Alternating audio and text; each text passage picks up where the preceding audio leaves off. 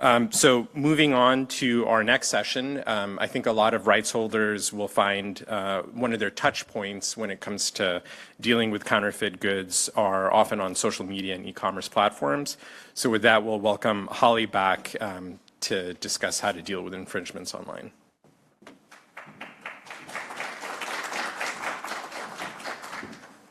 Hello again.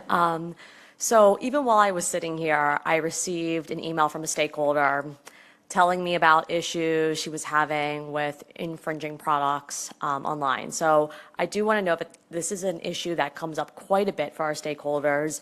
If you do reach out to me or my teammates, I encourage you to provide as much detail as possible. While we are not able to be your lawyers, we do have regular contact with many of the major online platforms, and it really is really important so I can talk with them or we can talk with them. They are very interested in engaging with us, and we represent everybody. We represent the platforms, we represent brand owners. A lot of them, they're brand owners too. So we work for everyone and with everyone, but know that we are here to kind of be a bridge, talking about trends and any issues you are experiencing. So without further ado, we can get into the meat. So of course, e-commerce platforms are amazing. I don't know if anyone here has ordered from an e-commerce platform in the last week, but I sure have. I've had packages coming in the mail, I think today. So it's been a tremendous change in just sort of how we engage with a lot of products online. And now anyone, regardless of where you are in the world, can be an entrepreneur and sell online to a global audience. Now, of course, the downside here is that anyone can try to sell your products online to a global audience. So this can be tricky. It's sort of a double-edged sword, right? There's both good things and bad with pretty much everything. Now, I think one of the sort of starting principles that's important to keep in mind here is while we are quite global in our commerce now, trademark law is what we call territorial. So the scope of your trademark rights in the United States ends with the borders of the United States. Now, you all just got a trademark in the United States. This might be your first, this could be a trademark that you originally got abroad, or that you had abroad and are now bringing to the United States, but it could be the other way around. So knowing where to register your trademarks can be a bit tricky. It's something that, of course, if you are able to discuss with an attorney, that would be sort of the best prudent recommendation. Now, of course, it generally makes sense to seek registration where you're doing business, assuming you are able to. The United States is what's called a first to use jurisdiction, which means that we do provide rights for trademark owners regardless of whether they have a federal trademark registration. Not the same rights. We talked about that a bit in the first session about the supercharging of your trademark rights that you get as a federal registered trademark owner. But in most other countries around the world, they are what's considered a first to file jurisdiction or jurisdictions. And in those cases, your rights without a registered trademark are extremely limited. And many countries also don't require you to prove use before registering your trademark. So if you are interested in expanding your rights globally, it might make sense to go ahead and register your trademark abroad for places that you are looking to do business in the near future. Or depending on the trademark, it could also make sense to seek coverage in countries that are involved in your supply chain, including the country of manufacture, transit countries. Certainly if counterfeiting is already proving to be an issue in a particular jurisdiction, seeking protection in that country might make sense as well. Again, this is a little bit of your experience might vary. You should consult your healthcare practitioner, aka, in this case, your attorney. I'm just making sort of those sort of cheeky things that they always say on the prescriptions. Talk to your doctor. In this case, talk to your attorney if you're able. But these are some sort of general parameters to keep in mind about where you might want to register. And I did just put a little blurb or a point up here about the Madrid Protocol. I mean, that's really its own session. We have some lovely people here from our trademarks group who could speak in detail for days about the Madrid Protocol. But I just wanted to note that it's a legal treaty that many countries around the world have signed that streamlines the process for filing trademark registrations abroad. So just know that exists, and you can look further into that or ask some folks here the question time if you want more information on that. And the reason I wanted to speak a little bit about territoriality is also sort of the flip side of here is the jurisdiction issue. Now, if you are a seller abroad, or if you're a platform that's based abroad, and then you're selling to customers here in the United States, you are still subject to U.S. jurisdiction. So before we're talking about the scope of your trademark rights going out, here, know that if someone is abroad and infringing your rights here, they are still subject to the jurisdiction of the U.S. courts. Now, it's going to vary a bit by court and the facts at issue, but generally, U.S. courts can exercise jurisdiction over foreign defendants, provided that they have aimed their actions at the United States, or like, for example, with the U.S. customer. And in some cases, courts have found that even a single transaction, so even one sale from someone from another country into the United States, is enough to subject them to specific jurisdiction. It's known as the stream of commerce theory. So again, a little bit your experience might vary, but know that just because a foreign platform or a foreign seller is involved in a particular case doesn't mean that you don't have rights here based on your U.S. trademark registration. Now, we know that these platforms, for example, might be subject to liability in U.S. courts because of this jurisdiction issue, but how? And well, it depends.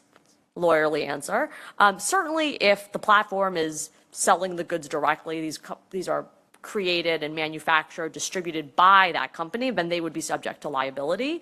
Now, but of course, most of these illicit goods are being offered by third-party sellers. You're probably quite familiar with that term. You might be a third-party seller.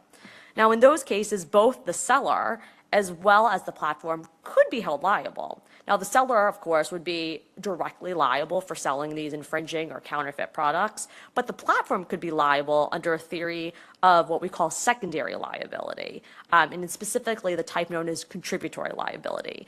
And contributory liability is a legal doctrine that holds a party liable for trademark infringement if they assist or encourage the direct infringer. Now, what does that really mean? Well, we're still trying to figure that out too. It's not a new concept of contributory trademark infringement liability. It certainly predates e-commerce. For example, a flea market might be liable if they allow a vendor to sell counterfeit items, or a landlord might be liable for allowing the sale of infringing goods at their place, that the tenant is selling it in their place of business. Now, but the leading case on e-commerce actually dates back to 2010. It's this 2010 Tiffany versus eBay decision.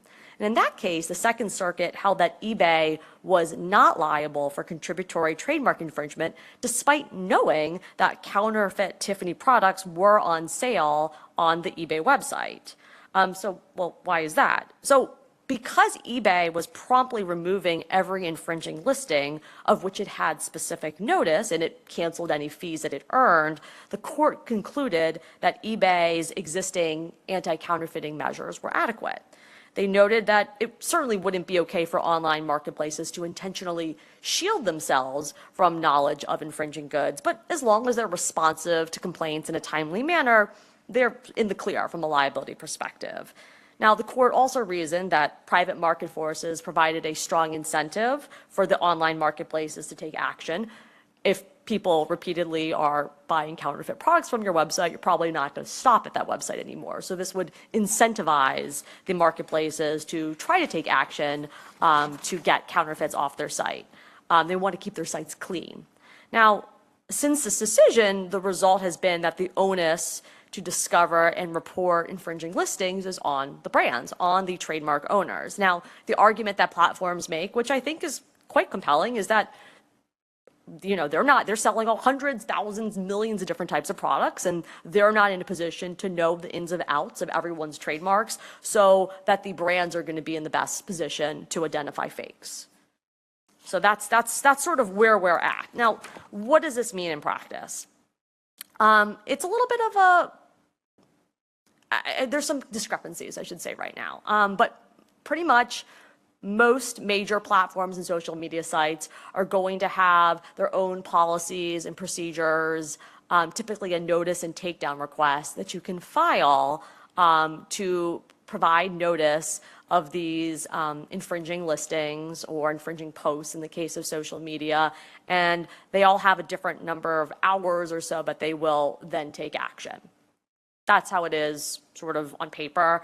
As I noted before in my prior session, some of these brand platforms have introduced special privileges or special areas for registered trademark brand owners. I mentioned Amazon, the brand registry, or eBay's Vero program. So that's also something that trademark owners can take advantage of.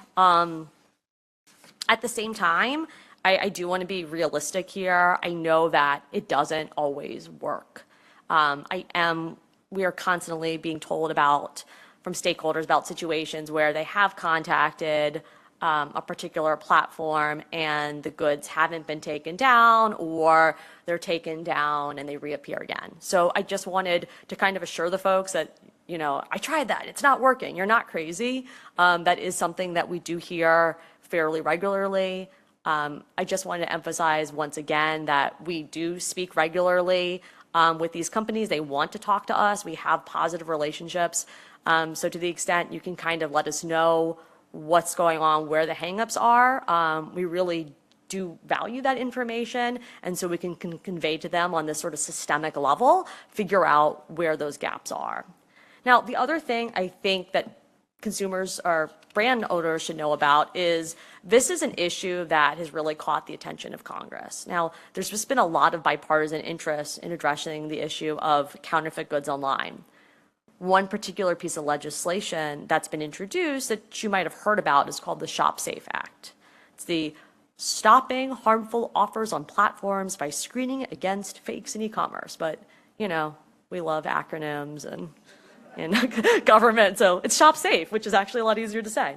Now, it's actually been introduced in every congressional session since 2020 with some minimal edits each reintroduction, and that's something that our team is following very closely. Now, the Act generally aims to reduce the availability of harmful counterfeit products by incentivizing online platforms to adopt best practices to prevent third-party sellers from listing counterfeit products for sale. So what does that really mean? It basically would, in some ways, codify to an extent that Tiffany decision, and it would make online marketplaces contributorily liable for counterfeit products. In other words, they can be in trouble for their sellers infringing goods if it affects consumer health and safety, unless they follow this certain list of best practices outlined in the Act. And without going line by line of legislation, which you don't want me to do, the provisions include certain know your third-party seller requirements, and they also require platforms to proactively screen listings for infringing goods at no cost to the brand owners. So this is something we are monitoring quite closely. The other act that became law last year is the Informed Consumers Act.